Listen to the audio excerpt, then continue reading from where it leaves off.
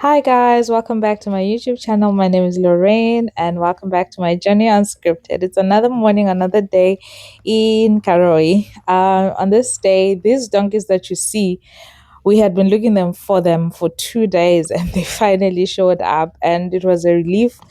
Yeah, finally getting them back home, but they didn't last. They actually ran away after this. But anyway, um backstory actually with regards to the donkeys. This area, they mostly keep cattle and not donkeys. But because a few months before we came, or is it a month or so before we came, there was an illness that affected cattle and it wiped out a greater part of people's livestock. Or, yeah, it killed them. A lot of cattle were affected and they tried to give them medicine and all that, but that didn't help. I think they're also not sure what was really affecting the cattle because it seemed like it was new. I don't know. But yeah, people lost their whole livestock. At our homestead, they had maybe close to 20 cows, but they lost them all, like literally everything. Nothing was left behind. And part of that livestock were some cattle cows that we had bought ourselves a few years back, and they had multiplied. And we thought that it was an investment as well because we might, sell them for some money someday. But we lost everything and we were left with nothing. And so they had to purchase donkeys because they use the cattle to what? To farm, and because they didn't have their cows anymore or cattle, so they had to purchase donkeys. And in the African culture they say indoda indoda ngenkomo zayo, so their sense of identity and pride is when they have a huge crow filled with cows, and they lost everything. It was sad. As you can see, the kids here are playing with mud and sand. Do you remember doing this as kids? I remember very well when I was growing up doing this, and my daughter was doing the same, making like mud cups, and it was really fun. We didn't show her to do this, like we didn't show it to her, but she just did it by herself, and yeah, something that we used to do as well. It's really fun, and yeah, that's my life, my childhood there. I'm reminiscing, but anyway, it is what it is. Thank you so much for watching, and I hope you enjoy the rest of the vlog. I'm going to take you on a kitchen tour of my mother-in-law's kitchen, and you can see what it looks like. It's an old type of kitchen, like it's not modern at all. It's the typical old kitchens that Zimbabwean women would have back in the day, and she still has the same, and she loves her kitchen. So yeah, enjoy. Sorry. So this is typical Zimbabwean kitchen. It's not modern. I'll tell you a few things that have changed over the years. Like compared to the kitchen we had when I was growing up, like as a child. So a lot of things still are the same. Here by the corner there's a stool, and we usually keep the brooms there. Back in the day we wouldn't be using these brooms, but we'll be using the Zimbabwean brooms, the traditional ones, these which are made out of straw. And these are quite effective, especially when sweeping, getting on the the corners and the nook and cracks. It's really quite effective when you use that one compared to the modern broom, but it tends to be tiring on your back as well because you're bending when you're doing the sweeping. So, and then there's a bucket here. There's a what do you call it, that container for water. And then you would keep a bit of firewood to keep the fire going as well from time to time. And then there's the kitchen part of it. So typically Zimbabwean women would display their plates there on that rack. So that rack is actually made out of, sometimes it would be made out of concrete, but in the old days they'll use mud to model all this and to make the they would say it's a cupboard, but it's like a rack of some sort. And then they would keep their pots there at the bottom, as you can see. That's how it would be, and their collection of pots as well, and a few of the things that you would need in the kitchen, like cooking oil, salt, and whatever. And the very one thing that I love about in the village is how they repurpose things and how they reuse things. For example, this originally was a container for peanut butter.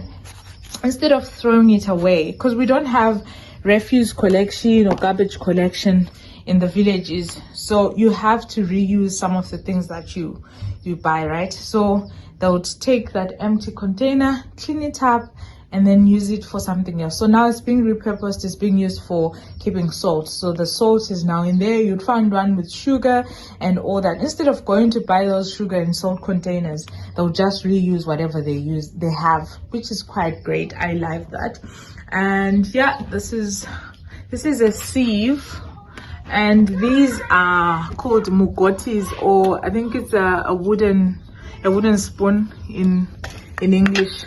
But we use it to mix our cornmeal when you're cooking sides of chala. And yeah, and these are the pots. So they have these 3-legged pots, the traditional ones that we grew up using. They're cast iron, and these will last a lifetime. You'd find that some of them here have been here for more than a decade, and they're still standing. So these were the typical pots that they would use, and they've got cups. And this section is mostly kept, for water, for drinking water and whatever it is. So we'd use these containers to keep water. Some homes now in the villages have got those huge tanks, and they've got boreholes in their homesteads. So we don't have that as yet, but yeah, it's quite handy when you have that. So in the meantime, they use all these containers, and when you go to fetch water, I did a video yesterday of how we get water as well, and fill them up at the borehole, and then you bring them home. The water is safe to drink. It's quite nice. Honestly, I don't taste the difference compared to the water that I was drinking in the island, but it's still the same.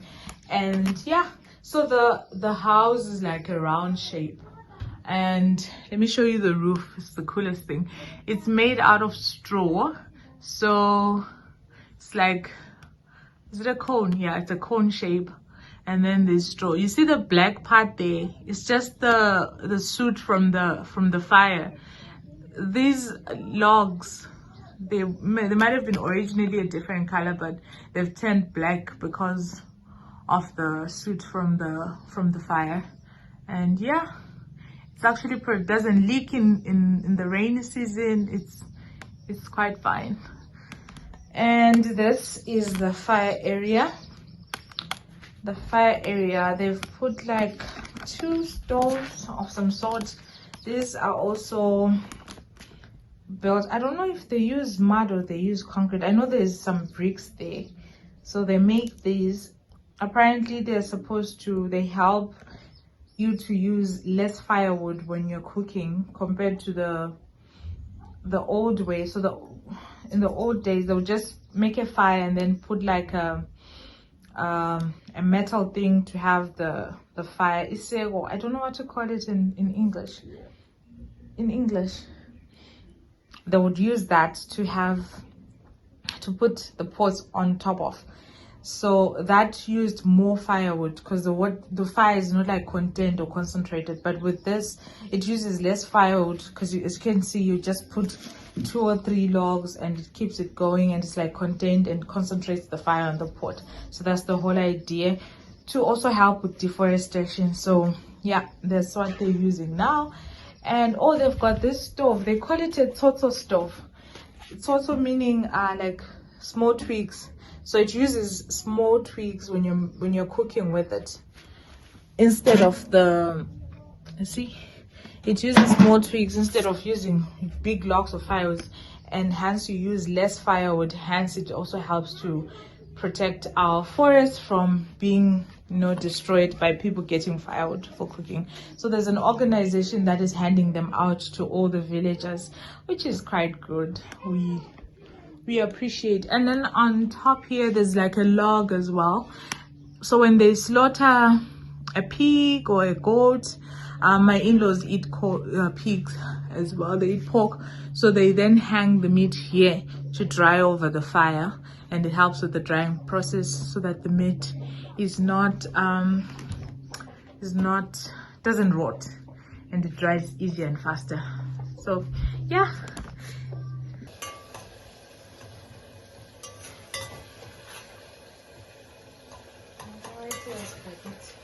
Hello, good morning, welcome back to my YouTube channel. Today is day 4 kumusha, and I'm making breakfast. I'm planning to make eggs. What is it? Is it scrambled eggs? No, it's not scrambled, but scrambled eggs like mixed with tomatoes and onion. It's not an omelette, but it's something similar to an omelette. Yeah, that's what I'm making. And some tea as well. I'm cooking on the gas stove. And yeah, this is what I'm making. So now I'm making the sauce, the soup. Yeah, with the tomatoes and onion. Then I'm gonna add the eggs. And then we're gonna have that with baker's in bread. It's nice. And then later on we are going to prepare a goat for lunch, and yeah, and I'm gonna eat my favorite thing today, which is maguru, which is God tribe. We just group it together, but you're gonna see how we do it. We're going to like tie the intestines around the. It's gonna be nice. Someone's giving me a bombastic tie.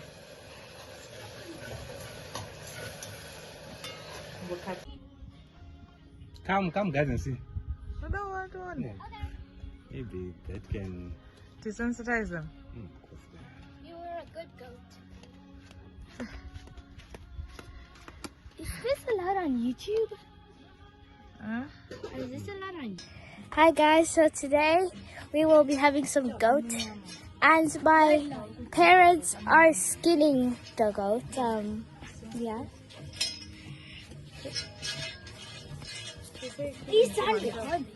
So yeah, I'm not quite a big fan of goats, so I won't be having it. But Vanya, do you like goat?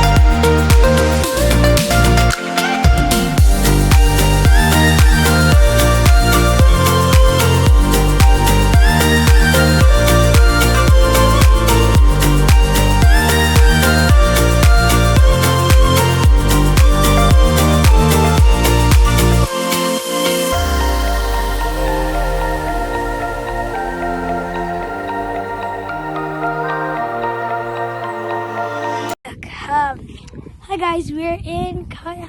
This is my little sister. I mean, my older sister. My older. Yeah, this is my older sister. And today we are going to be giving you a tour around here. So it's a really beautiful place here. I like it. pretty good. You know what I mean? That's my car. If you saw, well, let me just show you. Wait, sorry. That's my car. It is beautiful here. Man, these are like, this is the best place you could go to. And if I just show you. So sick, so sick, so sick of love. So sick of love. I'm tired of always see the better in people or the things that matter. Hey guys, so we are on our way to the borehole to get some water. Yeah, and then I'll vlog the way to the borehole. It's just like a minute drive. We're going in the car, but normally people here would use a wheelbarrow to go and get water, or they put water buckets on their heads, or they use a squatch cart. Yeah, it's like a donkey drawn cart, like pulled by donkeys. So normally people would use that, but we're gonna go in the car. It can fit like 8 buckets. So yeah, let's go and I show you the way to the borehole. You were still awake. So this is the home. We've just left. Like So now we are. very early. The road is very dusty. Yeah. And it's dry season now, so it's really dry. When I started, you were The trees will start to sprout very soon, most of them, but it's quite dry at the moment. Like I say, it's like a 2-minute drive really. The road is not the greatest as well. It's very rocky and not smooth, so we have to drive very slowly to make sure it's safe. Let me show you the views, honey, the views. It's much nicer in the rainy season because everything will be green and lush, but not at the moment. And it's so hot, guys. Yo, it's really hot. Today I think the max will be 28 degrees. That will be the max, and the lowest will be 14. That will be nighttime. Like, yo, it's really hot. My skin is already showing that I'm in the African sun, and my kids, their skin has also like a rash has erupted, like they've got a rash all over their faces because of the sun. And my son doesn't want to wear a hat. At least my daughter agrees to wear a hat. She wears one, but my son refuses, and as a result the sun has done a number on his skin. But yeah, we move. I got sunscreen, but there's no time to use it. People are not using it much, so it's starting to show. But yeah, this is the sun that we grew up under, so, and we were fine. So there's like a house, there's a homestead just opposite okay, you see that bike? That's one of the modes of transport here in the village. Most people use it to get from point A to point B. It's quite cheap as well, and because the roads are very bad, like using a motorbike, you can easily maneuver the bad roads. So yeah, we're now at the borehole. We just reversed it to the spot.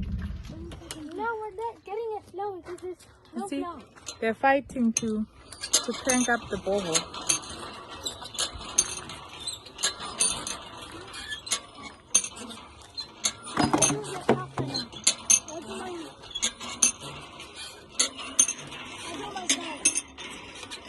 There we go. We have water. 1, 2, 3. And the water is quite nice. Like, I don't have a problem with this water because I've drank it before so many times and I'm fine. But I was a bit scared for the kids because their tummies is a bit sensitive. But they've been fine. They've been drinking it and they're okay. We thank God. We're grateful. Because sometimes... Hi guys, so while we're pumping the water, there are a bunch of goats. And they usually come here to drink the water. There they are, they're so cute. Oh, look at the baby goat. Look at the little kid. The goats are so cute. But they usually come here to drink some of the water and it gets really hot. And yeah.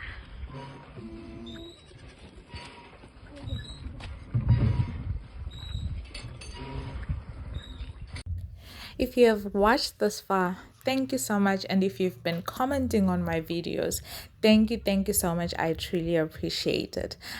You guys do not know how much it means to me when you comment on the videos. Just getting to interact with you gives me feedback of how much you like my videos or how much you don't like them. But I really appreciate it. You guys, you don't know, you are the air beneath my wings. You help me to fly. So if you do not interact, if you do not comment, like and subscribe, I won't fly. But anyway, thank you so much. I hope you liked the videos. We're coming towards the end of our Kumusha diaries, but we're still gonna watch more of my holiday to Zimbabwe and see more content. But anyway, thank you so much. Bye.